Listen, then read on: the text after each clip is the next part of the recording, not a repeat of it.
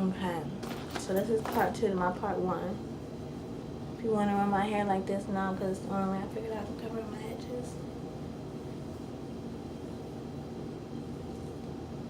Is it cool? So, oh, and I'm still pulling out knots and strands of hair as I'm sitting here. Too. I don't even remember why I was making my little video vlog no more, for real. Oh, I was talking about myself. How I'm damaged because my dog's not going to listen to me.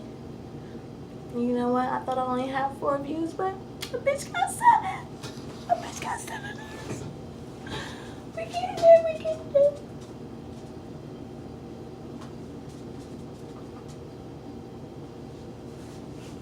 So, 2017.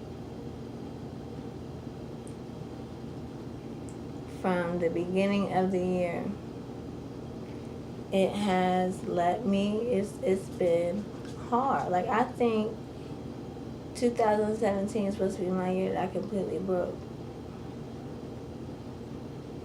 Because my life completely changed in 2017.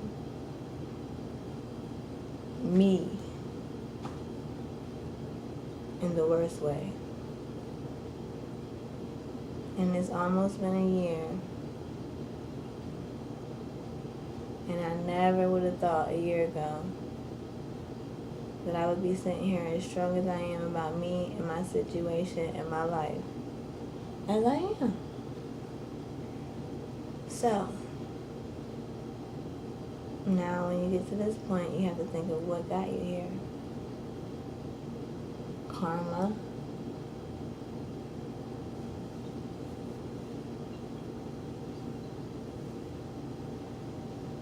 Reality.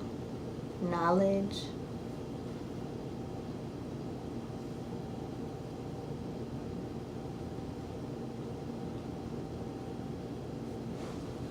Like, I think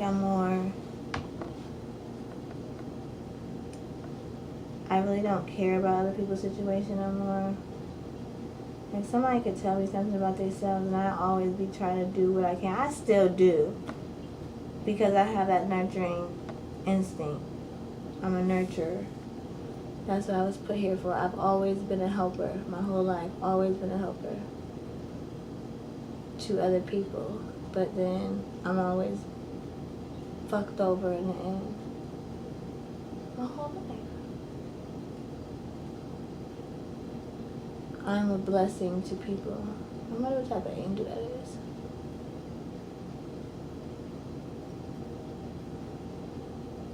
But I feel like when people tell me they're going through stuff sometimes, it's just like, okay, that's not that bad. Like, you'll get over it. You're okay. Do you know what I'm dealing with here? Like,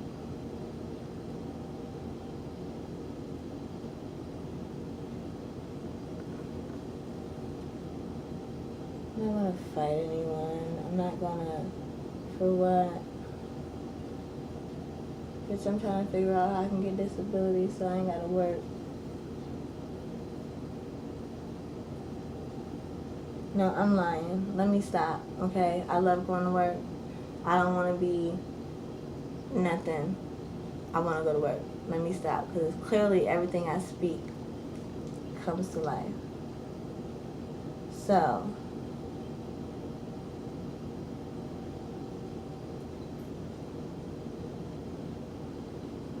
like, people get broken.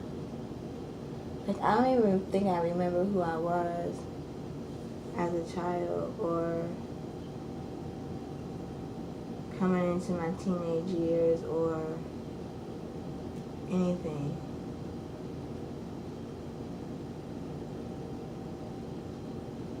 But what makes me push forward and try and be positive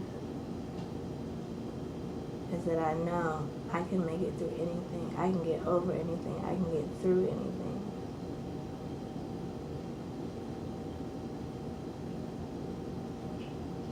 I lost my son at 18. Fucked up my mind. First flip, that was my first probably true flip. Like over something. And it was a hard flip. An emotional flip.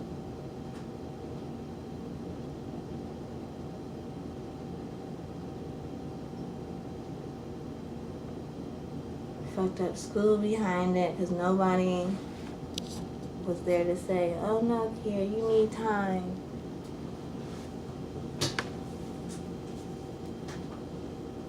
So I rushed into everything trying to be a normal 18-year-old and not have to live with the fact that I just gave birth to a child and he's not here.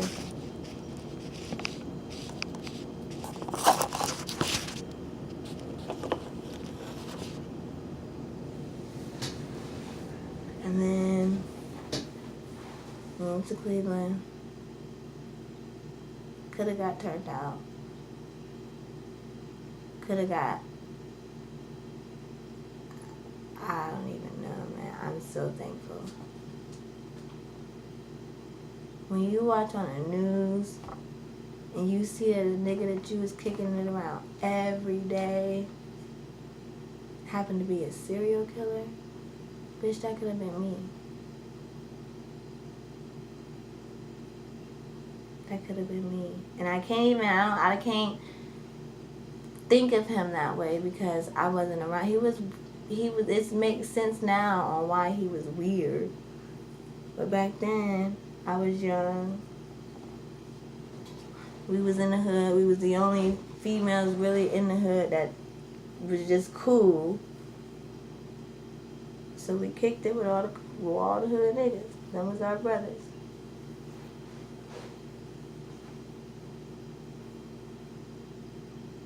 We wasn't rats. We wasn't bummy. I mean, they thought that we was screwing Cody, which I wasn't. I can't speak for nobody else.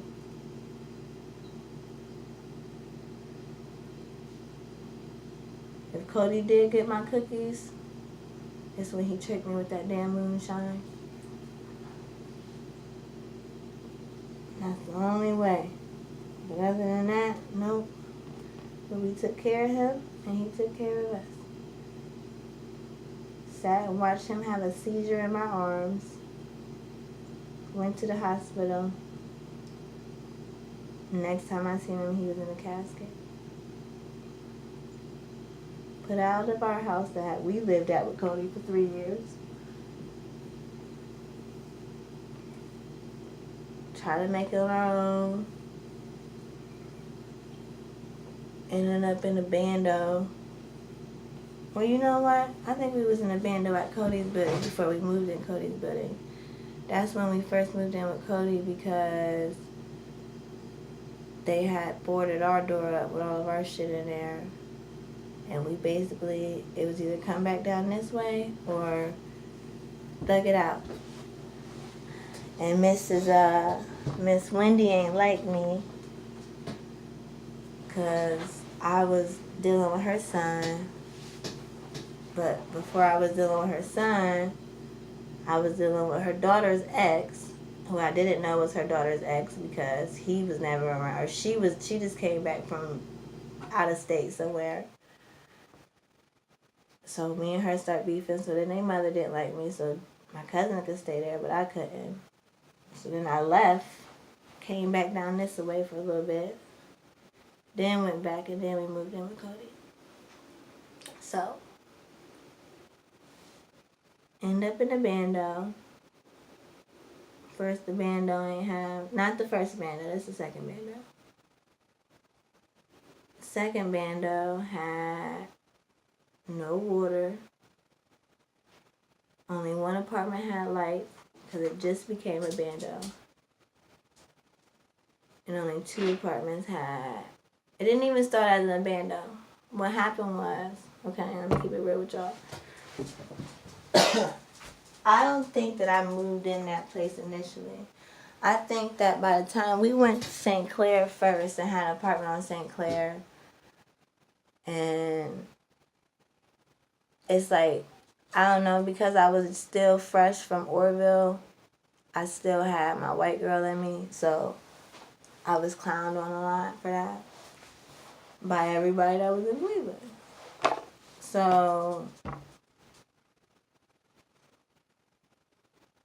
my cousin's friends ended up not liking me for whatever reason. Me and her got into it for something, so I moved. No, actually, I was over the rent because I got a dog, and she told me that the landlord said that if I ain't had the money for the dog, something. I had my money for the rent, but I had talked to him already, and he told me I could pay him half and half for my dog being there, but she was making it something different, so we got into it. I said, fuck it. I left. She had a couple other spots. I had my own spot. Well, actually, when I went? Yep. When I left St. Clair, I was dating this dude. This is what this is about. This is about my karma. I'm about to tell y'all this is about my karma. I was dating this dude, but I stayed on St. Clair. When me and my cousin got into it, I could have went to my family house in Cleveland. I could have came back down this way, but I didn't want to be. I don't know what I was going through. I loved it up there, so I didn't want to leave Cleveland. And I was dealing with this dude who was the neighbor's brother, and my cousin was dealing with the neighbor, but he had a bitch who lived across the hall. I don't know how they got that out. But we got into it. I left. I go move with him and his pregnant girlfriend while me and him are still together. So when she would leave in the mornings and go to work, he would come in my room and sleep with me. And when we would fall asleep on the couch watching movies, it would be times where he was talking to her and calling her bae. But the fact that I was dealing with him so many months prior to, and just being us, I was responding. And I was catching myself. Then started to realize how he disrespected her and how he treated her, and just decided that I didn't want to do it. After a while, the girl she was taking me to work. She was taking me to school, picking me up. She was basically taking care of the both of us, but she didn't know that her nigga was my nigga. And once I got cool with her and we start talking and we start being friends, like still to this day, I'm cool with this girl. I don't know. I still don't think she know that we ever screwed around, that we were screwing around, no, especially not to that extent under the same roof that she was paying for. So it came down to him being like, not like abusive, but it was like he was extra controlling and just being belligerent with stuff. She'll cook something and he'll say, oh, she put something in his food, or it was nasty, but then if I cook something, it was always, ooh, you gotta cook this again, or some shit like that. And so when I started to, see her feel uncomfortable or whatever, I just decided to just let it go. And then even realizing, like, I still never cared about her feelings, honestly. But I cared about the baby that she was carrying, because that was my nigga's baby. And shit like that. But then I eventually just I didn't feel hurt for her. I just didn't want to be in that situation. So then I moved with my family. No, I didn't. I met my friend Tiffany at school, at the dental school, and her grandfather had a duplex, and I rented from him. Transferred my job on that side of town, and ended up all types of crazy shit over there. That was not a good neighborhood for me to be by myself, walking back and forth to work. Purse snatched. Niggas came in my house and snatched my purse right after they seen me cash my check. Niggas threatened to kill me and all other types of shit over some fake dope that he had me take to Orville. And all other types of shit. To end up back over here now at the bando that didn't have shit on. So for like a good month and a half, we was stuck in it. Mind you, one apartment was active, vacant. Oh, I didn't tell you though. Okay, so I didn't move in there. But at one point, at least 3 apartments was all rented out when we first started moving in there. I don't remember who was downstairs first, but then we ended up moving our people's people in there, and it was this mean ass lady in the back. I still to this day have never seen what that lady looked like. And it's a 4-plex, 2 in the front, 2 in the back. So after a while, my cousin doing her thing, and you know, she get the landlord caught up. Basically what happened is he's spending too much time at the building, and his wife is getting suspicious. So I don't know what she saw or whatever case may be, but she was fed up and she had filed for a divorce because we was eating off this nigga. Like, not only was all the bills on his credit card, he came over twice a week and took us to it's like a Sam's Club, but it's in Cleveland. I cannot remember what what the name of that place is. But the first time we was in there, you would have thought we was, I don't know what, we was like, oh my God. That shit was so funny. I think we grabbed everything out of there. So she filed for divorce, took all the nigga money, stopped all his credit cards. So eventually he lost the building. That's the bank owned the building back.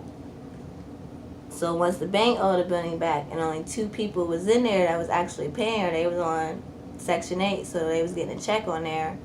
It was an apartment that was empty, and it was an apartment that we had. But all of the building stuff was being on. So somehow, eventually, nobody's keeping up with the place. Years go by, and they just say, fuck it. They kick everybody else out and turn everything off. The water was cut off from the street. We got this nigga named Cable. Cable can hook up anything. If I brought Cable down here, he would make so much bread down here on hooking up lights, gas, water.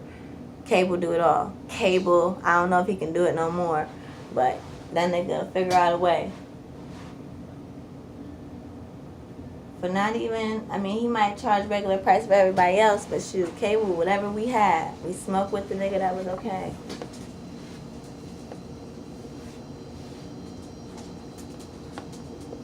Candy, Candy, I thought you ate my roach. You about to get smacked. I was about to smack fire out you. But Cable did everything. So once everybody else left, it was 3 apartments. Now our people, she ended up moving in there because her people that we moved in there moved out, and she still had the keys. So she had the bottom, we had the top. But we said, fuck it. It's a 4-plex. Ain't nobody paying rent. We can get the shit on. Everybody get an apartment. So I kicked the door downstairs in the back. That was my cousin's apartment. I kicked the door in upstairs to the right. That was my apartment. And then a new chick who just started hanging around, who happened to be my ex's new girlfriend, which is weird to me. Like, why did you adopt her and why is she here all the time? But whatever. I told her I don't want that nigga no more. I'm not about to beef with you about it. I wasn't here when y'all got together. I just got back. You just better hope the nigga leave me alone. Which he did it. And everybody had an apartment. 2 apartments had gas with stoves and refrigerators. 3 apartments had hot water. My apartment didn't have shit. I had a shower. All the other ones had tubs, but I had a shower. But there wasn't no hot water in there. So you could either take a cold shower, you could go downstairs and take a bath, or right down the street there was a center, a community center. You can go in there and take a shower in there. Eventually we even getting friends with the Mexicans that was 3 doors down. And me and my dude at the time started going over there to take our showers. So in the midst of my dude, this is the dude who was being abusive and shit. In the midst of this, the girl who's downstairs, who was our people, she I don't know. When I've seen the dude, nobody said nothing about nothing. That somebody was liking him, anybody was anything. So I guess she was feeling him. And he haven't come to her house smoking with her and chilling and shit like that or whatever. So whatever. And so when me and him start talking, she got like way upset. And I told her like, well, you know, I don't step on toes. You could have said something. Talk to it. Then she was all mad, whatever case may be. So me and him is together for like maybe a month and a half or whatever. And all of a sudden we leave and go somewhere, and we come back, her house is broken into. Her house is broken into, and her brother gun is missing. So now because she mad at me, she think that me and my dude broke in her house and stole her brother gun. Now, first of all, if you know me in general, you know I don't fuck with guns. Why don't I fuck with guns? Because when I was about 15, 14 years old, my cousins, my male cousins, was bad. Always had the police at our house, surrounded like they was SWAT or something, and broke up in my house 3 times with guns pointed to my face every time I woke up, and backed me into a motherfucking stove with it cocked, pointed in my face. So I don't fuck with guns. I don't do guns. To wake up as a teenager and have a gun in your face with the light, I'm cool. I don't fuck with guns. And so, why I'm not going to steal your gun? Why would I come in and steal your gun? That makes no sense to me. I don't fuck with guns. Why would I steal your gun? Whatever. So, it was a big issue with that. And I left. So, when I left, I took my dude with me. I told him, you know, you can either stay here or whatever, but we trying to do this. Da, da, da. So we left. We came this way. We stayed with my cousin. Everything was cool. We ended up, I don't know why we left my cousin's house. Was that before we went to Alabama?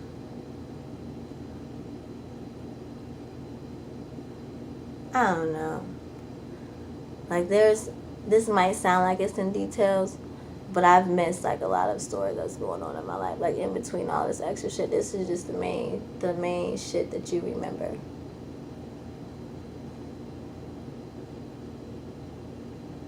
But my childhood was awesome.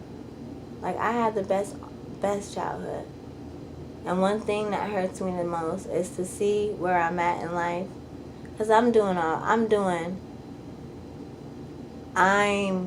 breathing, put it that way. I'm breathing. But I could be doing way better than what I am. And I'm not blaming that on nobody but myself because of decisions that I made to get me to the point where I am now. And it's just like, I don't know, to hear my Big Papa though tell somebody without me knowing not him knowing I was listening, that he's proud of me. And this is before I had kids. This is before I actually had my own place, but just the drive that I had to do better. That the way that I ended up turning out, the way my mom was moving me back and forth, different people I stayed with, different situations that I dealt with as a kid, the different everything, that he was proud of the woman that I grew up to be. And that made me cry, because to be in a family full of love but not to be individually loved is weird. Because you know you loved, and you got people that love you, and you're surrounded by love and good people, but it's like, as a little girl growing up in a house and being the youngest of 8 or 9 grandkids, and you a great grandkid, you the only great grandkid, and everybody else is you 4 starting off, and everybody else is 10, 12, 15, 17, 21. Everybody else is older. Like, I went through a lot of stuff. I got tortured most of my childhood. That's why I'm tough. That's why I'm not scared unless I feel like my life is in danger.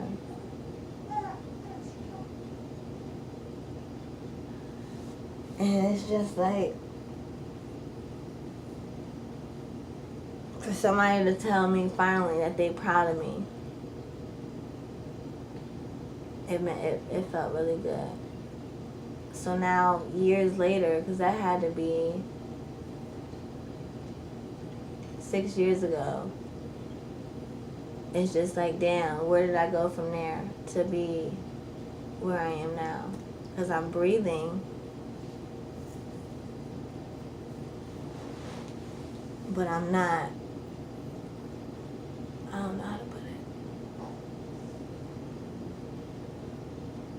I don't regret my life at all. I take life as a lesson learned on any situation, good or bad. But I just feel like, you know, if I could pick and choose pieces of my life and replace them with something different, I would. But if I had the option to start my whole life over again, I wouldn't.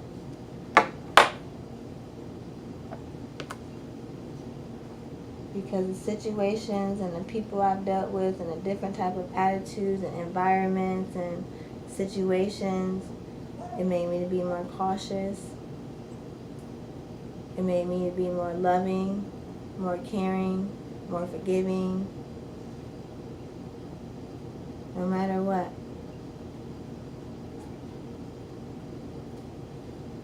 See, look. That's fucked up. No matter what. And now I have 2 beautiful little girls. And I don't want them to ever feel like that their mother didn't love them like I did. That they're pawned onto anyone else. That they're not anything. Like I said, I was loved. I was spoiled rotten. But buying things does not build a relationship with your child. Buying things does not mean love. And I think that is like I didn't like it.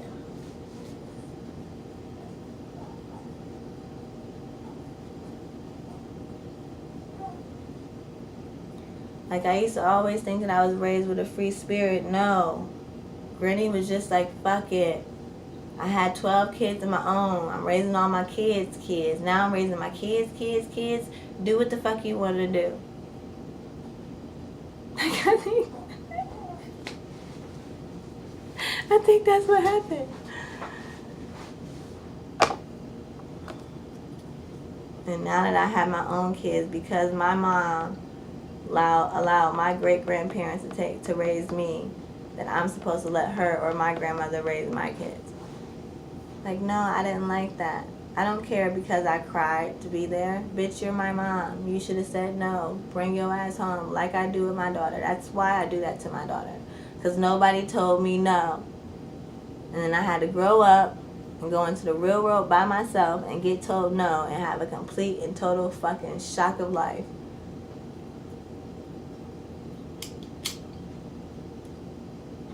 But 27 years later, I could drop dead tomorrow. But who would actually care?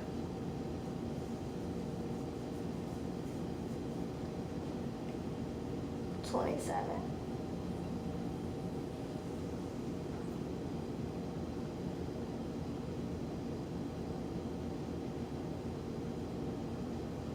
So I never question things. I question it at first.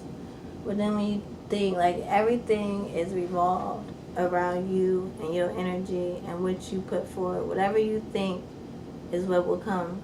It's just there. You create your own life. You don't realize that your superstition creates your life.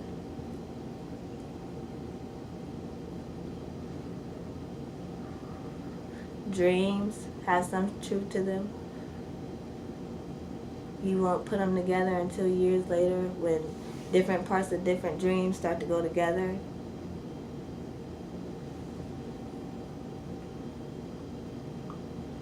I wonder, like, because my grandma said that she used to fuck with, like, the voodoo shit. I wonder if somebody ever put a curse on her. Like, I don't want my kids to go through the same shit that I went through. Because she used to tell me she used to go to the fortune tellers. She used to go to the voodoo ladies. That's why her favorite show is Charmed.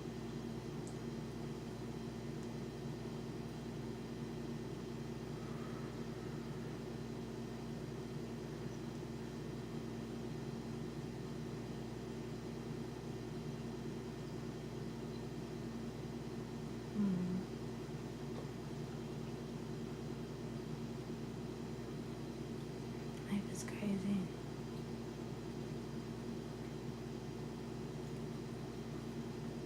Now all I want to make sure is that my babies are good. That's it. I try and be the best mom that I can be. The best mom that I know how to be. Because I wasn't raised by my mother. I was raised by my great-grandparents and my great-aunt.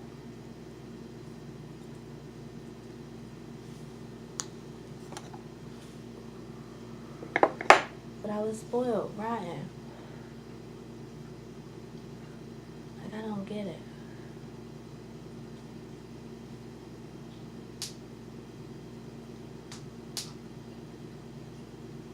That's why I'm different.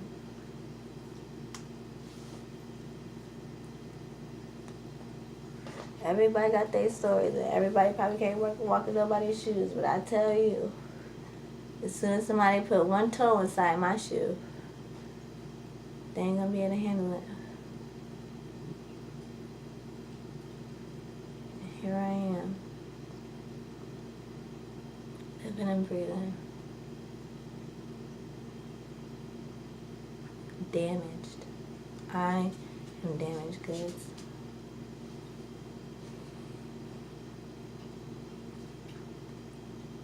From everything.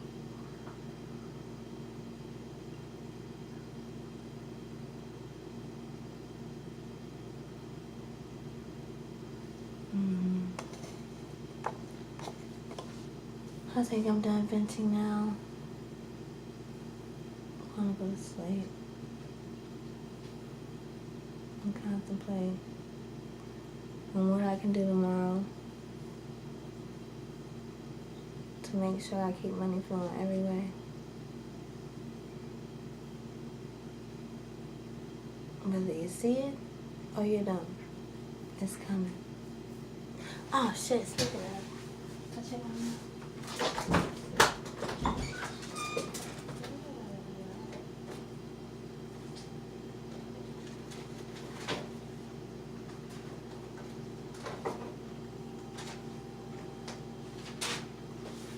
Come on, baby.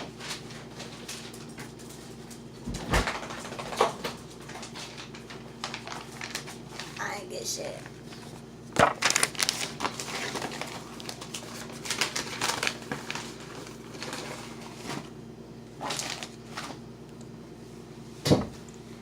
That's it. You'll have a wonderful night.